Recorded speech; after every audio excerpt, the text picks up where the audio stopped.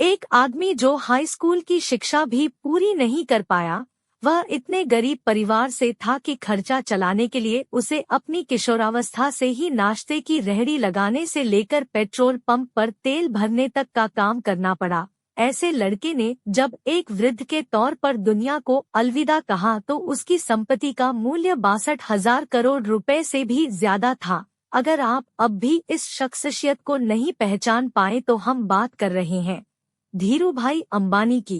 एक ऐसा सफल चेहरा जिसने हर एक गरीब को उम्मीद दी कि सफल होने के लिए पैसा नहीं नियत चाहिए, सफलता उन्हीं को मिलती है जो उसके लिए जोखिम उठाते हैं। धीरूभाई ने बार बार साबित किया कि जोखिम लेना व्यवसाय का नहीं आगे बढ़ने का मंत्र है। शुरुआती जीवन 28 दिसंबर 1932 को गुजरात के जूनागढ़ के छोटे से गांव चोरवाड़ में धीरजलाल हीरालाल अंबानी का जन्म हुआ। पिता गोवर्धन भाई अंबानी एक शिक्षक थे, माता जमनाबेन एक सामान्य गृहिणी थी। धीरूभाई के 4 भाई बहन और थे। इतने बड़े परिवार का लालन पालन करना अध्यापक गोवर्धन भाई के लिए सरल काम न था। एक समय ऐसा आया कि आर्थिक परेशानियों की वजह से धीरूभाई को पढ़ाई बीच में ही छोड़नी पड़ी और उनकी स्कूली शिक्षा भी अधूरी रह गई। पिता की मदद करने के लिए धीरूभाई ने छोटे मोटे काम करने शुरू कर दिए। व्यावसायिक सफर की शुरुआत, यह उदाहरण कि हर एक सफलता के पीछे ढेरों असफलताएं छुपी हुई होती है, धीरूभाई अंबानी पर एकदम सटीक खरी उतरती है। पढ़ाई छोड़ने के बाद पहल धीरूभाई ने फल और नाश्ता बेचने का काम शुरू किया, लेकिन कुछ खास फायदा नहीं हुआ। उन्होंने दिमाग लगाया और गांव के नजदीक स्थित धार्मिक पर्यटन स्थल गिरनार में पकोड़े बेचने का काम शुरू कर दिया। यह काम पूरी तरह आने वाले पर्यटकों पर निर्भर था, जो साल के कुछ समय तो अच्छा चलता था, बाकी समय इसमें कोई खास लाभ नहीं था। धीरूभाई ने इस काम को भी कुछ समय बाद बंद कर दिया। बिजनेस में मिली पहली 2 असफलताओं के बाद उनके पिता ने उन्हें नौकरी करने की सलाह दी। नौकरी के दौरान भी बिजनेस, धीरूभाई के बड़े भाई रमणीक भाई उन दिनों यमन में नौकरी किया करते थे। उनकी मदद से धीरूभाई को भी यमन जाने का मौका मिला। वहां उन्होंने शेल कंपनी के पेट्रोल पंप पर नौकरी की शुरुआत की और महज 2 साल में ही अपनी योग्यता की वजह से प्रबंधक के पद तक पहुंच गए। इस नौकरी के दौरान भी उनका मन इसमें कम और व्यवसाय करने के मौकों की तरफ ज्यादा रहा। उन्होंने उस हरेक संभावना पर इस समय में विचार किया कि किस तरह वे सफल बिजनेसमैन बन सकते हैं। 2 छोटी घटनाएं बिजनेस के प्रति उनके जुनून को बयां करती हैं। यह दोनों घटनाएं उस समय की है जब वे शेल कंपनी में अपनी सेवाएं दे रहे थे। जहां वे काम करते थे, वहां काम करने वाला कर्मियों को चाय महज 25 पैसे में मिलती थी, लेकिन धीरूभाई पास ही एक बड़े होटल में चाय पीने जाते थे, जहां चाय के लिए 1 रुपया चुकाना पड़ता था। उनसे जब इसका कारण पूछा गया तो उन्होंने बताया कि उसे बड़े होटल में बड़े बड़े व्यापारी आते हैं और बिजनेस के बारे में बातें करते हैं।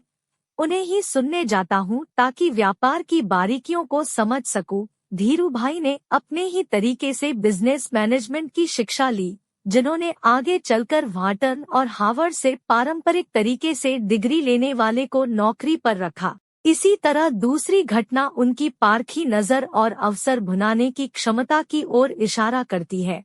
हुआ यूं कि उन दिनों में यमन में चांदी के सिक्कों का प्रचलन था। धीरूभाई को एहसास हुआ कि इन सिक्कों की चांदी का मूल्य सिक्कों के मूल्य से ज्यादा है और उन्होंने लंदन की एक कंपनी को इन सिक्कों को गलाकर आपूर्ति करनी शुरू कर दी। यमन की सरकार को जब तक इस बात का पता चलता वे मोटा मुनाफा कमा चुके थे। ये दोनों घटनाएं इशारा कर रही थी कि धीरूभाई अंबानी के पास एक सफल बिजनेसमैन बनने के सारे गुण हैं। चुनौतियां और सफलता। यमन में धीरूभाई का समय बीत रहा था कि वहां आजादी के लिए लड़ाई शुरू हो गई और ढेरों भारतीयों को यमन छोड़ना पड़ा। इस परेशानी के आलम में धीरूभाई को भी यमन छोड़ना पड़ा। ईश्वर ने एक सफल बिजनेसमैन बनाने के लिए परिस्थितियां गढ़नी शुरू कर दी। इस नौकरी के चले जाने के बाद उन्होंने नौकरी की जगह बिजनेस करने का निर्णय लिया। लेकिन व्यवसाय शुरू करने के लिए पैसों की जरूरत थी। धीरूभाई के पास निवेश के लिए बड़ी रकम नहीं थी, इसलिए उन्होंने अपने मामा त्रयंबकलाल दामाणी के साथ मसालों और शक्कर के व्यापार की शुरुआत की। यहीं पर रिलायंस कमर्शियल कॉरपोरेशन की नींव पड़ी। इसके बाद रिलायंस ने सूत के कारोबार में प्रवेश किया। यहाँ भी सफलता ने धीरूभाई के कदम चूमे और जल्दी ही वे बॉम्बे सूत व्यापारी संघ के कर्ता धर्ता बन गए। यह बिजनेस जोखिमों से भरा हुआ था और उनके मामा को जोखिम पसंद नहीं था, इसलिए जल्दी ही दोनों के रास्ते अलग हो गए।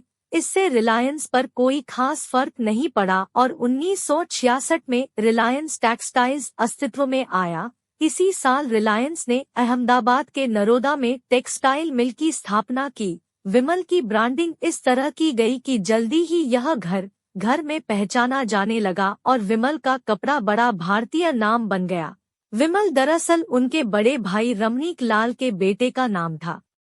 इन्हीं सब संघर्षों के बीच उनका विवाह कोकिलाबेन से हुआ, जिनसे उन्हें 2 बेटे मुकेश और अनिल तथा 2 बेटियां दीप्ति और नीना हुई। उन्होंने इसके बाद कभी पीछे मुड़कर नहीं देखा और रिलायंस कपड़े के साथ ही पेट्रोलियम और दूरसंचार जैसी कंपनियों के साथ भारत की सबसे बड़ी कंपनी बन गई। इन सबके बीच धीरूभाई अंबानी पर सरकार की नीतियों को प्रभावित करने और नीतियों की कमियों से लाभ कमाने के आरोप भी लगते रहे।